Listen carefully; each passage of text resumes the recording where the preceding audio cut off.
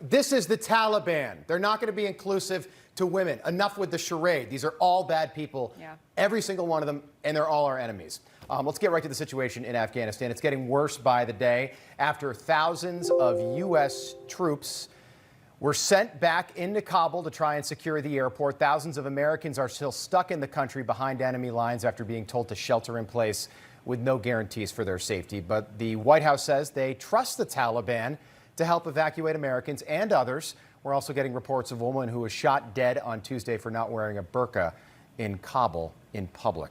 For more, let's welcome in our powerhouse panel. We start with former Nevada State GOP chairwoman and the Republican strategist Amy Tarkanian. Political analyst Mark Halperin is here, and my guest host for the morning, Mercedes Schlapp, with us this morning. Mercedes, let's start with some of that Jake Sullivan sound yesterday. He was asked about those weapons. We talked about this 2 months ago. Beginning of July, we Irish exited Bagram Airfield and left behind literally hundreds of vehicles, thousands of weapons. And I asked the question to everybody on the show throughout that week, what do we, just because we took the keys with us, we're going to assume the Taliban won't be able to take control of all those weapons? Jake Sullivan got the question. Here's his answer. We don't have a complete picture, obviously, of where every article of defense materials has gone, but certainly a fair amount of it has fallen into the hands of the Taliban. And obviously, we don't have a sense that they are going to readily hand it over to us at the airport. Mercedes, to you first on that. Are we surprised we haven't seen resignations yet? I'm curious how people like Jake Sullivan, General Milley, for example, complete failure in handling this withdrawal. Why haven't we seen resignations or firings yet? Look, I think the Biden administration is in denial. They are trying to sell this narrative that it is because we're bringing our troops home and because so many Americans' lives have been lost. But it's really not an effective argument when you're looking at the fact that the execution of exiting Afghanistan has been an utter disaster. And so I think that they've experienced this challenge where they're looking at the aftermath and saying, we did not account to the fact that equipment is going to end up in the hands of the Taliban. We did not account for the fact that there are still thousands of Americans and American allies and those that should be evacuated and have not been evacuated. So they, I think Jake Sullivan responded by also saying, we're just going to do this, look through and review what has happened, but not in any way talking about the criticisms, the disaster that we have seen thus far in the implementation of this decision that President Biden has made. Mark, where are you with what Mercedes just said? There are thousands of Americans that are behind enemy lines right now. They're being told, American citizens are being told to shelter in place. There is no guarantee that these people are going to be brought home safely. How concerned are you that Americans could be left behind? Well, belatedly, the government's trying to address this, but it's reasonable not to have much confidence that they can do it well, since they had months to try to set it up and they failed to do it. Now they're in a hurry-up mode to try to make it happen. To make this successful, it'd have to be the most successfully executed airlift in the history of the planet. Is this the government that we think's up to that? There are reasons to be skeptical, but let's hope they succeed where they failed before under this pressure, because there are not just a lot of Americans still there, but there are a lot of people who helped this country sacrificed a lot and risked their lives, and now it's time for the American government to come through. Amy, I want to play a soundbite from John Bolton. He was on CNN yesterday. Not unsurprisingly, Donald Trump was one of the topics, and some of the blame was assigned to the former president. Take a listen. On this question of withdrawal from Afghanistan, Trump and Biden are like Tweedledee and Tweedledum. The second question, though, is did the withdrawal occur in the best possible way? And the answer to that is no. It's been a catastrophe, and I'm afraid it's only going to get worse. I think Biden does bear a primary responsibility for that, although you see now fingers being pointed saying Trump didn't leave us with any plans. We'll have to see how that shakes out. There are two mistakes being made simultaneously right now. I don't get why no one is calling this out. So the Bay of Pigs, we've heard the comparison several times over the last 3 days. JFK at that time, it was a complete disaster, April 61. He took blame for that. No one blamed Eisenhower. Eisenhower, his predecessor, it was the Eisenhower team that came up with the plan, and JFK didn't ask the right questions. He just trusted his military leaders, and we got this debacle in Cuba that we now call the Bay of Pigs. Donald Trump negotiated with the Taliban. He set the stage, but Joe Biden is the guy in the Oval Office, and as he said, the buck should stop there, shouldn't it, Amy? Mm-hmm. Yes, absolutely. And what the left loves to forget are the conditions that President Trump had set in place, and was very clear that if you touched any American, that they would come back tenfold and destroy the Taliban. And the way that this administration pulled out by taking all of our military first, well, not all, the majority of our military first, while leaving our citizens behind, is atrocious. And you know what? For them to say, oh, this happened quicker than we had anticipated, and act shocked and surprised, it is not hard to find articles if you look up going all the way back to 2011 under, guess who was president? President Obama. Right. Who was there also along his side? Now, President Biden. When 2011, when Obama changed the anti-corruption policy, where they used to focus on high-level government officials and corruption, and then they changed it to low-level, allowing billions of dollars to be funneled and allowing lots of criminals to now run rampant throughout the Afghan so-called government. It was well known that the Afghan government that was being set in place was also corrupt. Mercedes. And then you have... Oh, hold on, sorry, Amy, one moment. Mercedes, yesterday we brought up, that Joe Biden has spent his 200 days in office undoing Trump policies. We looked into it yesterday. So Joe Biden signed 60 executive orders in his first 100 days in office. 24 of that 60 directly undid Trump policies. KT McFarland, who is going to be on with us a little bit later this week, says that we should expect hostage-taking, kidnappings, and assassinations. Yesterday, a woman was shot to death in public for not wearing a burqa, which is one of those face coverings there. And we're being told the White House trusts the Taliban, by the way, to help us evacuate Americans and Afghan refugees and interpreters and anybody who was helpful to us throughout the last 20 years. That's the messaging from the White House right now. This is irresponsible, it's reckless, and I don't think there is any plan in place to do anything. Well, the Biden administration is obviously wanting to accept the Taliban into the international community. That's clearly at least their approach thus far. When you're allowing the Taliban to speak so boldly in their interactions and the fact that they've taken over this country unlawfully, and that the Biden administration has just stepped back from this process and trying to clean up this disastrous mess that they themselves have created, I think it's very troubling.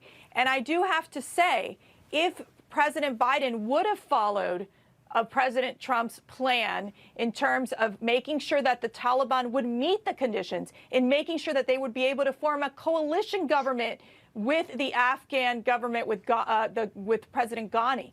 That never happened. They just rushed into this process, and as Jake Sullivan said, they basically said that they were clear-eyed by the fact that the Taliban would take over the country. This is in opposition and contrary to what Joe Biden said back in July, saying that it was highly unlikely that the Taliban would take over the country. Again, showing complete disarray, complete weakness from this Biden administration. Let me, by the way, President Ashraf Ghani, no one has any idea where he is still, right? Do we have any idea where he is?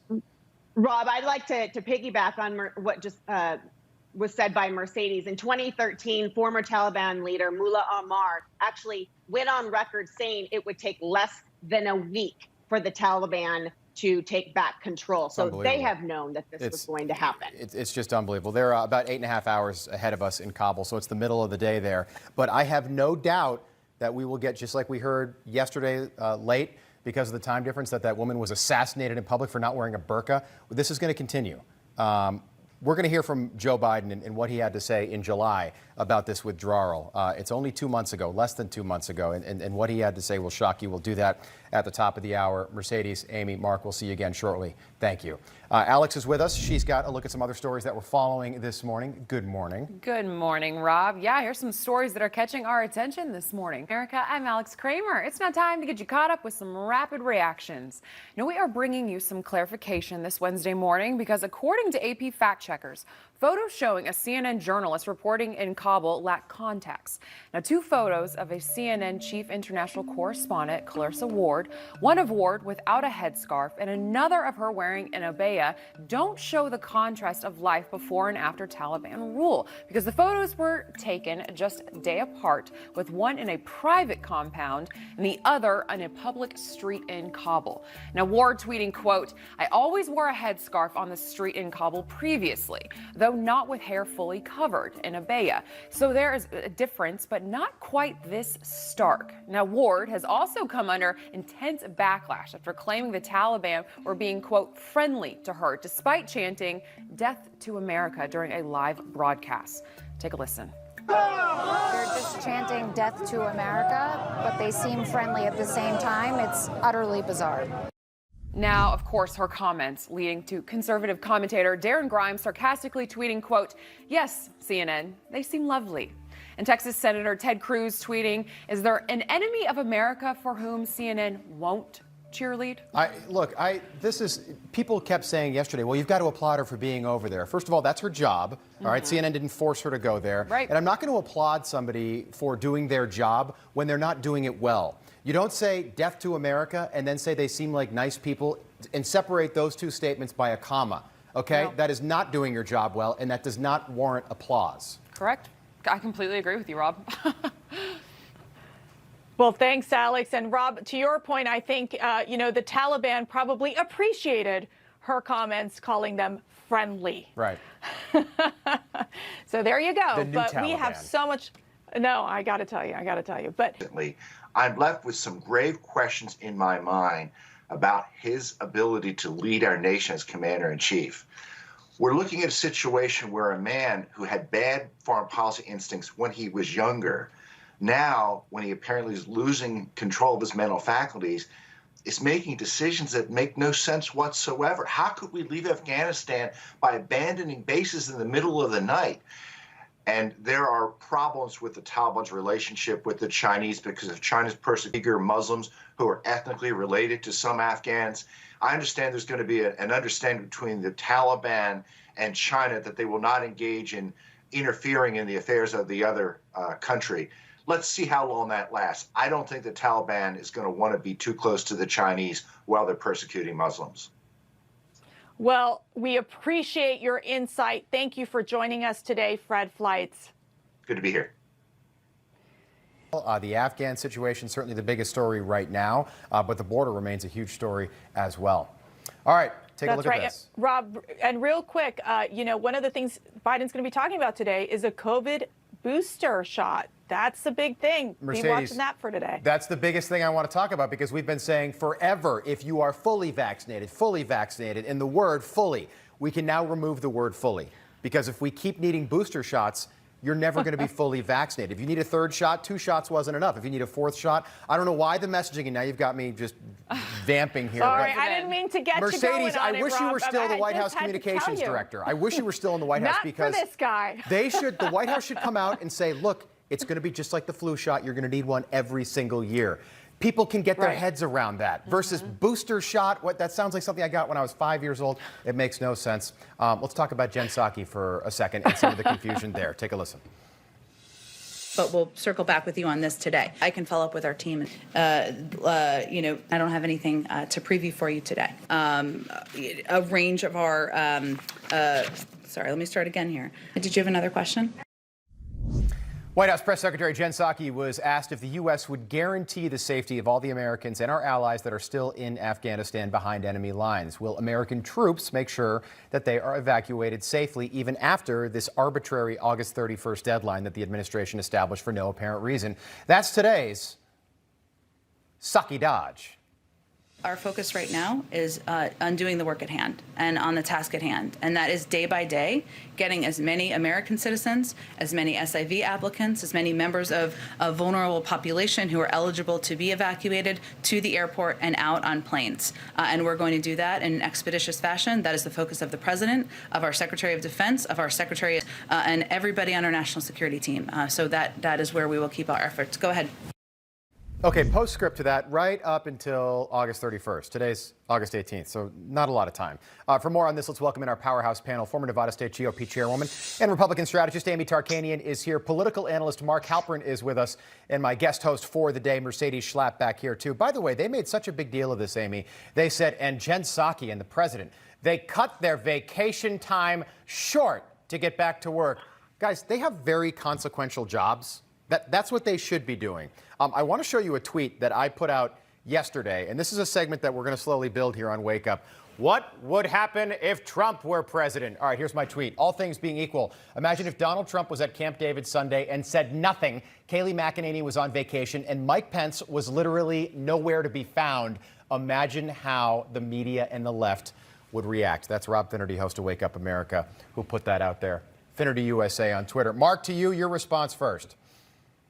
You're a good follow, Rob. I recommend your Very Twitter good feed follow. to everyone. Hot Take It's Central. not quite a Greg Kelly level, but it's pretty good. No, it's not Greg level yet. Seriously, what would you? I mean, the situation would be completely different if it were 7 months ago.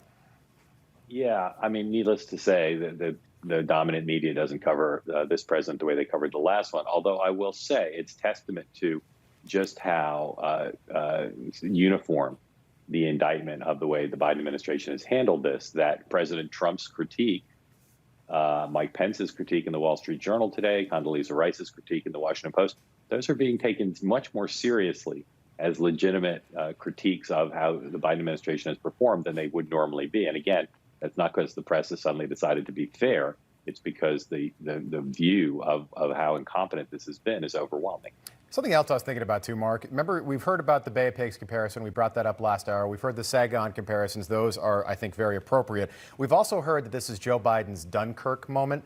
The difference being, in Dunkirk, all of the English and French troops were ultimately evacuated.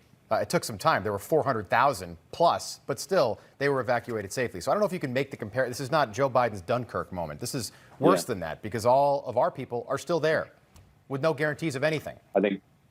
I think no government should be allowed to say, hey, there'll be time to second guess later. Let's focus just on the present. There should be a lot of questions being asked, and Congress will ask some. But I do think that it's important to support the government, our government, in trying to address what's going on right now, because this can be salvaged, not completely, needless to say, but this needs to be a successful airlift. There needs to be intelligence gathering and a way to try to keep terrorism from growing on the ground in Afghanistan. And there does need to be, whatever can be done from the outside, as much protection of vulnerable populations, including women and girls. So let's hope that they can take this searing experience and the failures of the last couple months and days and try to keep this from becoming a bigger disaster. Mercedes, this is delicate, and you and I were talking about this, but some of the focus has shifted from what's happened is bizarre to me. First of all, I don't know what happened to ISIS. ISIS was the big threat a month ago. I don't know where ISIS went, but this focus on the women and the Taliban, they've almost become sympathetic to some. The Taliban is going to be more inclusive. Don't forget, Sharia law. We were talking about this yesterday. Sharia law, if a woman is raped in Afghanistan and she reports it, she's stoned to death for infidelity. Okay, that's what we're dealing with in Afghanistan under Taliban rule, under Sharia law. This is not an inclusive group of people. These are monsters. Right. First of all, to understand the case here is that the Taliban obviously has no respect for women's rights. This was something that President George W. Bush actually was one of his biggest projects, one of his biggest legacies was to ensure and support education and freedom for women in Afghanistan. And now to watch the Biden administration simply hand over the Afghan women and girls to this very brutal regime, people that we cannot trust. And although the Taliban they're right now telling us, Rob, they're saying, no, we're going to be respectful. We're going to be more inclusive. that language itself, those are simply words. Right. But what we have seen in their history and in their actions is something that is so horrific for any young woman, any mother who's there, where we know that there will be forced marriages, where we know that there will be sex slaves.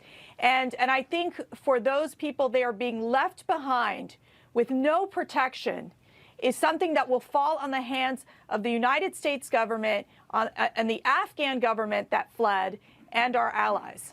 Amy, back to you're right, the forced marriages. Apparently Taliban leaders, we've got some reporting that says that Taliban leaders are requesting Afghan women ages 15 to 45 as the, quote, spoils of war. Because they've taken control of the country, they should deserve the spoils of war, but they are no beacon of morality, the Taliban. Amy, we evacuated our embassy there.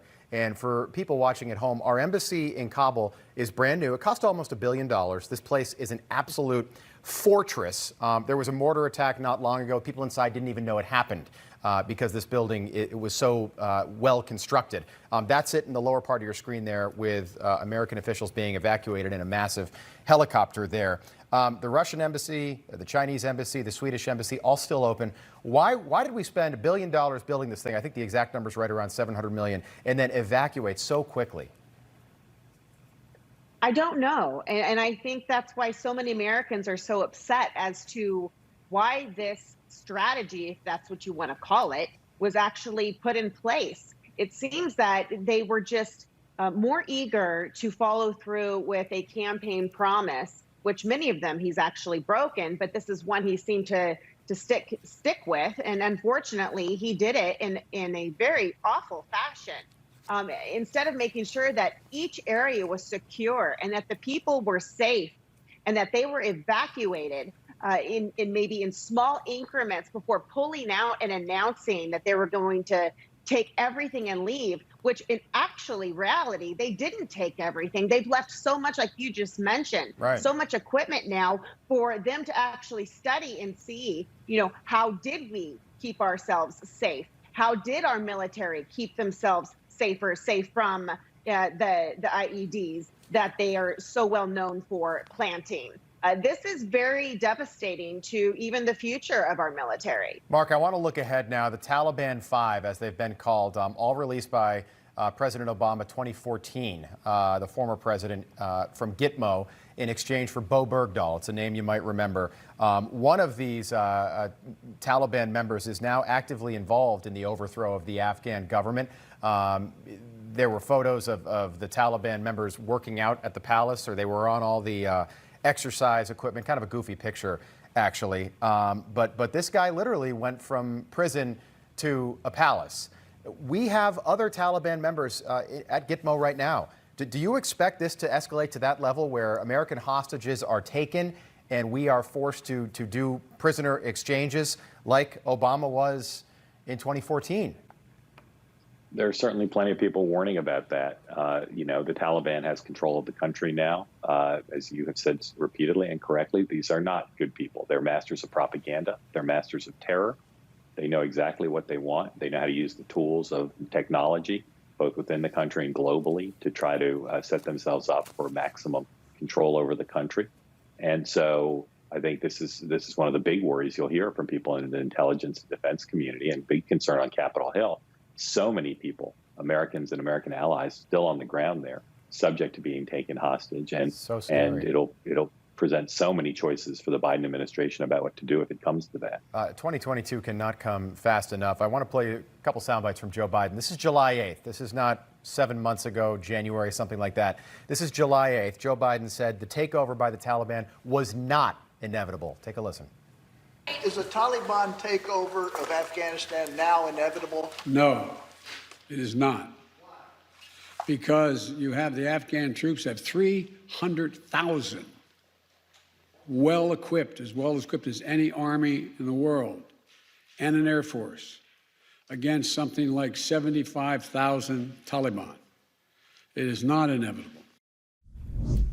Mercy, about 30 seconds, but it seems like the Taliban is a lot stronger today than they were in 2001, doesn't it? Look, I mean, just the mere fact that the Biden administration then 2 days ago gave a speech criticizing the Afghan forces and abandoning them during this most critical time, I think is an outrage. You know, I think we got to look at this from the case that I don't think that the Biden administration was prepared. They had the wrong intelligence, but the mere fact that the steps that they took, that swift withdrawal, has led to the collapse of a country in a matter of days, something that we in the United States had invested for over 20 years. Yeah, that's a good point. Panel, we'll pick this back up on the other side. Let's welcome Alex Kramer back.